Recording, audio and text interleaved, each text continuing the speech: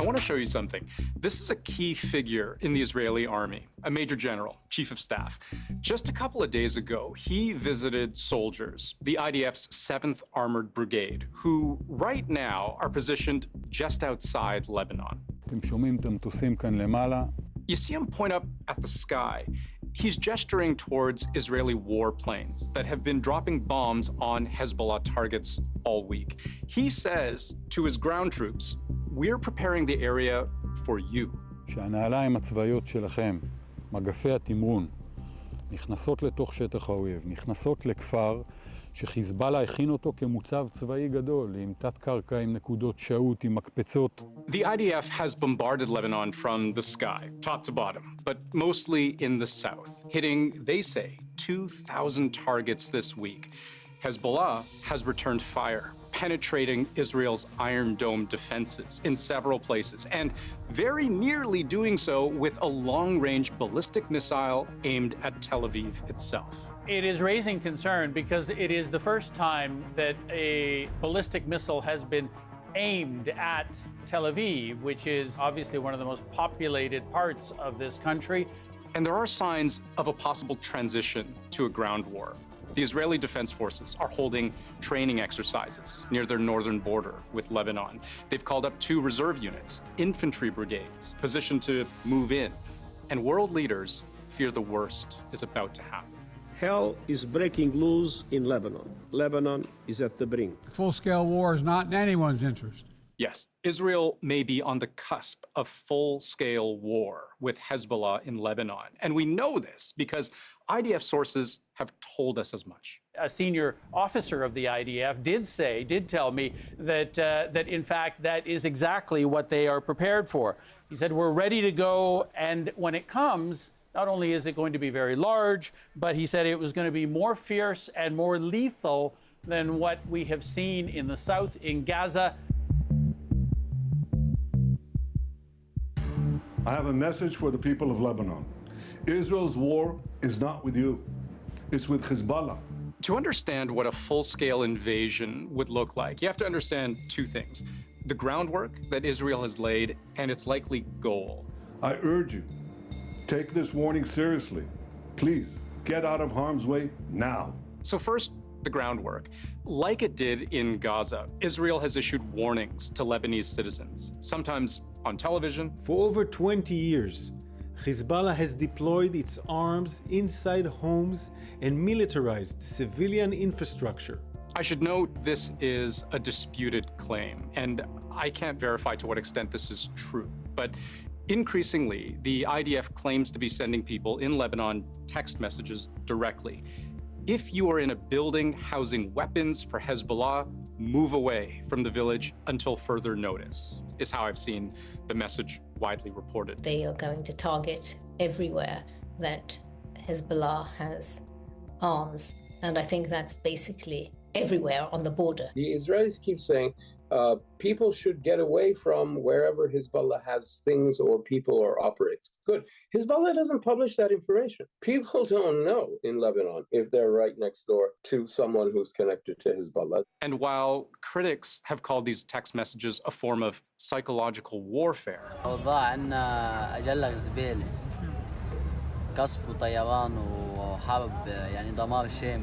Lebanon's southern villages are now mostly deserted. 100,000 Lebanese have left that area. Most of the people who are left are believed to be Hezbollah fighters. This is important because for a whole bunch of reasons, Israel does not want Lebanon to become Gaza all over again.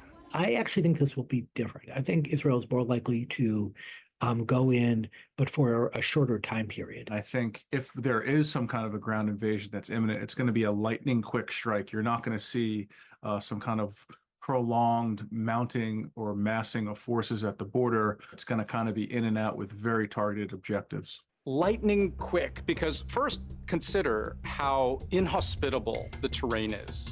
Rough, craggy, mountainous.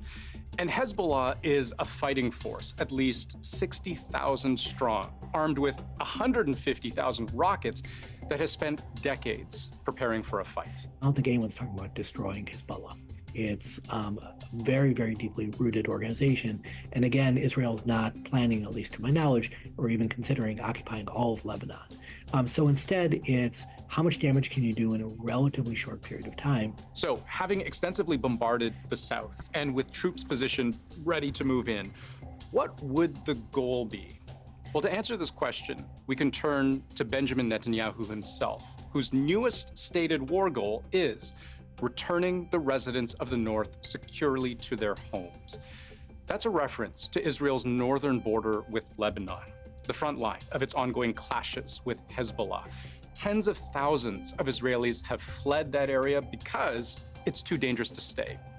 And this is a problem. I think for the Israelis, though, it just became intolerable, really politically, for Netanyahu to have 70,000 Israelis unable to return to their homes. Israel has demanded that Hezbollah move its weapons and fighters north of the Litani River. You see how it runs north-south, but also east-west. And depending on which part of the river we're talking about, it can be very close to Israeli territory, somewhere between 4 and 30 kilometers away, depending on which section you look at. And if we overlay this map with the one we showed you at the start, where we've seen the vast majority of Israeli airstrikes, we can begin to guess at how far into Lebanon Israel seeks to push. Moving or pushing Hezbollah physically up to the Litani River, this is at least something that Israel might be temporarily be able to achieve, but is a situation that the IDF will not be able to maintain for long. So we'll have to eventually withdraw again. And then obviously Hezbollah can move back in. Hezbollah will not be unseated in Lebanon, and Hezbollah will not be destroyed. Hezbollah is much more of a hybrid between a guerrilla and conventional force. One consideration if Israel decides to attack Hezbollah on the ground is its tunnel network. Their tunnel network is vastly more complex than the Hamas network was. Now, I should state very clearly, nobody really knows exactly how extensive Hezbollah's tunnels in Lebanon are, but Hezbollah recently published a highly edited 4.5-minute video, which, again, we can't authenticate, but which they claim shows Hezbollah operatives, even entire vehicles, moving through a series of wide tunnels deep underground, a solid stone fortress. We will see Hezbollah trying to exploit the terrain, and exploit their tunnel systems, exploit their hideouts and fortifications across southern Lebanon, attack the Israelis from the rear, trying to avoid open combat as much as possible, because that's when you are being struck from the air. Also, consider the geography of Lebanon itself. Yes, it shares a border with Israel to the south, but it shares a much bigger border with Syria to the east and north, which connects it to Iraq and Iran, all of whom form the backbone of what's called the Axis of Resistance, an alliance of countries devoted to their mutual protection and the destruction of Israel. Hezbollah is the threat it is because of Iran. And I don't mean the ideology, I mean the material support. That includes things like intelligence training, going to Iran for all kinds of military training, but it also means cash and it means weapons. A big part of Israel's leverage over Hamas has come from the fact that it literally surrounds Gaza. Very little can go in or out without Israel knowing about it. But Lebanon's access to its allies through Syria grants it a way of resupplying its front line. Hezbollah is able to get supplies in part from Syria, but especially from Iran. And some of that will come through the airport and other means, but a lot of it comes over land.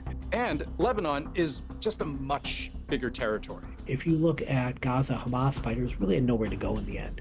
Hezbollah can go deeper and deeper into Lebanon. But the most threatening aspect of Hezbollah is its immense stockpile of weapons. In 2006, when all-out war last broke out between Israel and Hezbollah, it was estimated to have around 15,000 rockets and missiles.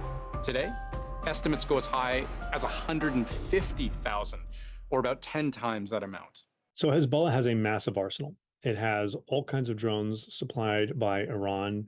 They've got anti-aircraft capability. They've got anti-ship capability. They have surface, land to sea missiles. And then they have a huge, huge stockpile of small arms. So it's not just a rocket threat.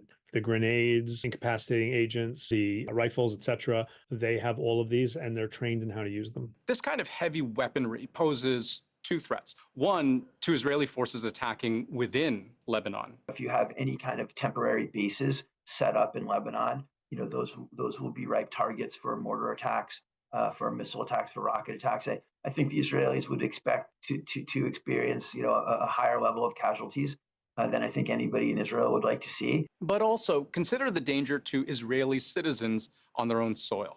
The ability to literally fire thousands of rockets a day for a very long period of time, it means that they can overwhelm even Israel's 4-tier air defense system, which is probably the most sophisticated in the world, but they can overwhelm it by volume. And the distance between southern Lebanon and Haifa, for example, is very small for a rocket, and it goes really fast. They're becoming more and more sophisticated, and they could probably target more or less anywhere with precision. Israel's gotten by okay so far, but if Hezbollah decides to take out critical infrastructure, electrical grid, desalination plant, bridges, they can do that. So what does this all add up to? Well, by most accounts, what Israel may hope to be a short, powerful show of force, not to dismantle Hezbollah, but to weaken it and to push it back.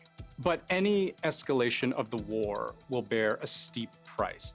The pace and scale of violence and death has already exceeded what Lebanon has seen in the last decades of conflict. Hundreds dead, many of them civilians, and dozens of children as well, according to Lebanon's health ministry. And politically, Gaza is a non-stop nightmare. The people of the world cannot afford Lebanon to become another Gaza.